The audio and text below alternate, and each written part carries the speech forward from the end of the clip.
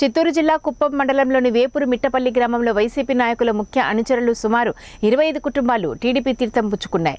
ఈ సందర్భంగా కుప్పం తెలుగుదేశం పార్టీలో ఎమ్మెల్సీ కంచర్ల శ్రీకాంత్ పార్టీలో చేరిన వారికి కండువా కప్పి పార్టీలోకి సాదరంగా ఆహ్వానించారు. రాబోయే ఎన్నికల్లో కుప్పంలో చంద్రబాబును 1,00,000 ఓట్ల మెజార్టీతో గెలిపించేందుకు ప్రతి ఒక్కరూ కృషి చేయాలని పిలుపునిచ్చారు.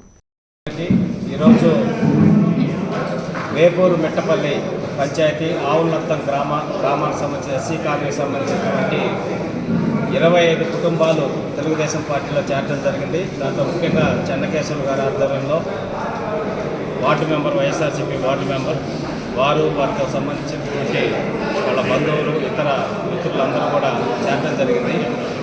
పూర్వం తెలుగుదేశం పార్టీలో ఉండి ఏదో అవాస్తవాలు నమ్మి వైఎస్ఆర్సీపీలోకి వెళ్ళడం జరిగింది.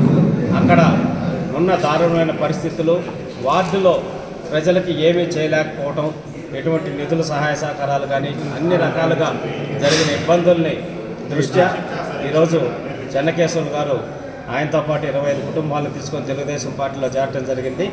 ఇంకా చాలా పంచాయతీల్లో కూడా చాలామంది ఎవరైతే వైఎస్ఆర్సీపీ వాళ్ళు చెప్పిన మాటలు, జగన్మోహన్ రెడ్డి గారు చెప్పిన మాటలు నమ్మి వెళ్ళిన వాళ్ళందరూ కూడా మేము తెలుగుదేశం పార్టీలోకి వస్తాం, నారా చంద్రబాబు నాయుడు గారికి 1,00,000 ఓట్ల మెజార్టీ తెచ్చేదానికి కృషి చేస్తామని తెలియజేస్తూ ఉన్నారు. 100% ఇది రోజు రోజుకి పెరుగుతుంది.